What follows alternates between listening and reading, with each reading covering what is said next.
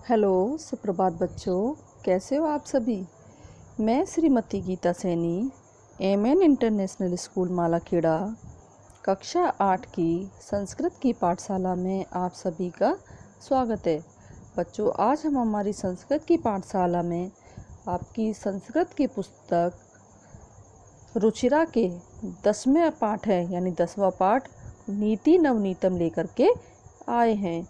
नीति नवनीतम माने होता है, नीति माने होता है सुंदर वचन, और नवनीतम माने होता है मक्खन, यानी नीति वचन रूपी नवनीत, यानी नीति वचन रूपी मक्खन।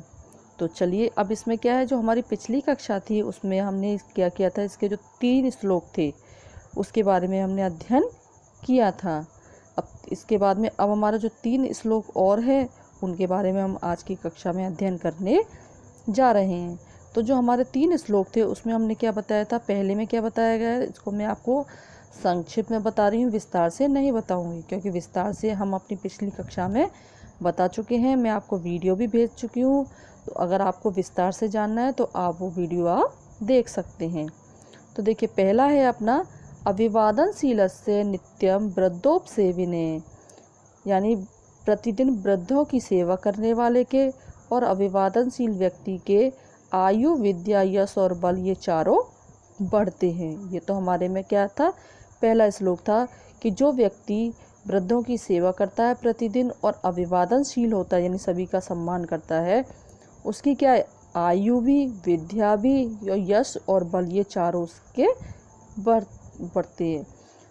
दूसरे में हमें ये बताया गया था कि जो माता पिता होते हैं इतने दुख और इतने कष्ट सहन करके भी, इतने दुखों को, इतने कष्टों को सहन करते हुए भी क्या करते हैं, पुत्र को जन्म देते हैं, उनका पालन पोषण करते हैं। तो कहते हैं जो उनका जो कष्ट है उसका निस्तारण क्या है, उसका अगर ऋण अगर चुकाना चाहते हैं, वर्षे शतेरपि, यानी 100 वर्षों तक भी उनके उस ऋण को नहीं चुकाया जा सकता, अर्थात उनका जो उपकार है, जो कष्ट है, उसका निस्तारण करना असंभव है। फिर हमारे तीसरे में क्या बताया था, तयो नित्यम प्रिय कुर्यादाचर्य च सर्वदा तेष्वे त्रिषु तुष्टेतु तपे सर्वम समाप्यते। अब इसमें हमें ये बताया गया था कि माता पिता और गुरु को प्रिय लगने वाला, माता पिता और गुरु को प्रिय लगने वाला कार्य ही हमेशा करना चाहिए, क्योंकि उन तीनों के ही तुष्टेषु, यानी प्रसन्न होने पर ही, त्रिषु माने तीनों के ही प्रसन्न होने पर ही, तपे सर्वम समाप्यते, तप का फल मिलता है।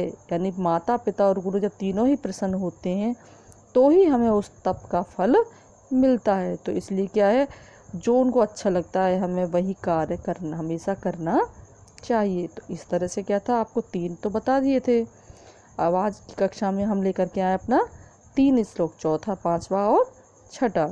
तो चलिए चौथे में देखते हैं क्या है, सर्व परवशम दुखम सर्वमात्मवंशम सुखम एत द्विध्यात् समासेन लक्षणम सुख दुखयो। अब इसमें क्या बताया गया है बच्चों, इस श्लोक में हमें बताया गया है कि सुख दुख का लक्षण संक्षेप में देते हुए कहा है इसमें, यानी इसमें श्लोक में हमें सुख और दुख के बारे में बताया गया है, लेकिन बहुत छोटे रूप में बताया गया है। तो इसमें क्या कह रहे हैं कि सभी तरह से पराधीन होना ही दुख कहलाता है। सर्वम परवशम, परवशम माने होता दूसरों के अधीन होना, और सर्वम माने हर तरह से दूसरों के बस में हो रहना ही दुखम, दुख कहलाता है। तथा सभी तरह से स्वतंत्र रहना, सर्व आत्मवशम माने अपने वश में रहना, अर्थात स्वतंत्र रहना सुख कहलाता है। वो कह रहे हैं हर तरह से परवशम, यानी दूसरे के वश में रहना दुख कहलाता है, और सभी तरह से आत्मवश, आत्मवश कहते हैं अपने वश में रहना, अर्थात स्वतंत्र रहना सुख कहलाता है। तो ये इतना समझ आ गया आप लोगों के कि क्या है, सुख और दुख के लक्षण के बारे में संक्षेप में कहा गया है कि सभी तरह से दूसरों के वश में रहना दुख कहलाता है, और सभी तरह से अपने आप में रहना अर्थात स्वतंत्र रहना सुख कहलाता है, तथा सभी तरह से स्वतंत्र रहना ही सुख कहलाता है। यही सुख दुख का लक्षण संक्षेप में जानना चाहिए। तो कह रहे हैं तथा सभी तरह से स्वतंत्र रहना ही, यानी हर तरह से हर चीज़ से अगर स्वतंत्र रहते हैं तो वही सुख कहलाता है, वही सुख का लक्षण है। लक्षणम सुख दुख्यो, यही सुख दुख का लक्षण संक्षेप में जानना चाहिए। अब पांचवा देखिए, यत् कर्म कुर्वतो अस्य स्यात् परितोषो अनंत आत्माने तत्प्रयत्नेन कुर्वीते विपरीतम तु वर्जयेत। इसमें क्या है, यत् कर्म है। अब इसमें बताया, इस श्लोक में हमें बताया कर्म के बारे में, यानी कार्य के बारे में बताया गया है कि जो कर्म करने से हमारी अंतरात्मा को, यत् कर्म यानी जिस कार्य को करने से हमारी अंतरात्मा, अंतरात्मा मतलब अंदर के हमारा जो मन होता है, जो अंतरात्मा को संतोष, परितोषो माने संतोष मिलता है, यानी सुख मिलता है, वह कार्य प्रयत्नपूर्वक करना चाहिए। तत् माने उस कार्य को प्रयत्नपूर्वक, यानी प्रयत्नपूर्वक करना चाहिए। विपरीतम तु वर्जयेत, किंतु जो इसके विपरीत हो, अर्थात जिस कार्य को करने से हृदय को यानी मन को संतोष प्राप्त नहीं हो, उस कार्य को छोड़ देना चाहिए। वर्जयेत माने छोड़ देना चाहिए। अब फिर से एक बार देख लिए, यत् कुर्मम, जिस कार्य को, कुर्वते माने करने से, अंतरात्मा यानी जो हमारा मन है वो प्रसन्न होता है, तो हमें ऐसे ही कार्य को करना चाहिए। यत् प्रत्ययन कुर्वीत, और उसको प्रत्ययपूर्वक करना चाहिए। विपरीतम तु वर्जयेत, और इसके विपरीत कार्य नहीं करना चाहिए। विपरीत का मतलब कि जिस कार्य को करने से हमारी अंतरात्मा, हमारा मन दुखी होता है, उस कार्य को हमें नहीं करना चाहिए।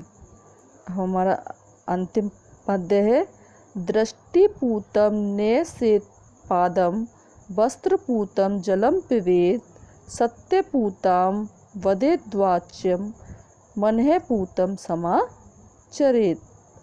अब इस श्लोक में हमें बताया गया बच्चों, व्यवहारिक उपदेश देते हुए कहा गया है कि आँखों को अच्छी प्रकार से देखकर ही, दृष्टिपूतम नेसेत पादे, पादे माने पैर, दृष्टि माने होता है नज़र, यानी आँखों से अच्छी प्रकार से देख करके ही हमें आगे पैर रखना चाहिए। जैसे आप रास्ते पर चल रहे हो तो हम क्या करते हैं, आगे देख करके ही चलते हैं कि कहीं कोई गड्ढा तो नहीं है, कहीं कीचड़ मिट्टी तो नहीं है, कहीं पानी तो भरा नहीं है। तुम क्या देखते हुए और उसी के हिसाब से अपना पैर सुरक्षित जगह पर रखते हैं।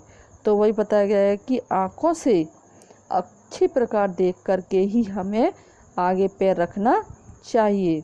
फिर कह रहे हैं वस्त्रपूतम जलम पिबेत, वस्त्रपूतम माने होता है कपड़े से छना हुआ जल ही पीना चाहिए। कहते हैं ना, हमेशा पानी को छान करके पीना चाहिए, उसमें कोई गंदगी होती है तो वो सारी रह जाती है। तो कह रहे हैं कपड़े से छान करके ही पानी को पीना चाहिए। फिर कह रहे हैं सत्यम पूता वदे द्वाचम, कह रहे हैं हमेशा क्या क्या सत्य वचन ही बोलना चाहिए। मने पूतम समाचरेत, और मन से पवित्र अर्थात छल कपट से रहित आचरण करना चाहिए। हमेशा अपने मन से क्या रहना चाहिए, पवित्र रहना चाहिए, अर्थात मन में किसी भी तरह का छल कपट नहीं होना चाहिए, उससे रहित आचरण ही करना चाहिए। फिर से एक बार देख लीजिए, आँखों से अच्छी प्रकार देख करके ही आगे पैर रखना चाहिए। वस्त्रपूतम जलम पिबेत, कपड़े से छान करके ही पानी पीना चाहिए। हमेशा सत्य वचन बोलने चाहिए और मन को पवित्र अर्थात छल कपट से रहित आचरण करना चाहिए। तो इस तरह से आज जो है बच्चों, हमारा जो नवनीतम पाठ है उसका जो पद्य है वो सारे हमारे पूरे हो चुके हैं। अब जो उसका हिंदी अनुवाद है वो आपको समूह में भेज दिया जाएगा, जिसको आप लोग अपनी उत्तर पुस्तिका में कर लेना और इसको एक बार पढ़ के देख लेना। अगर कोई चीज़ नहीं समझ आती है तो मुझसे कक्षा में पूछ लेना। आज के लिए इतना ही, धन्यवाद।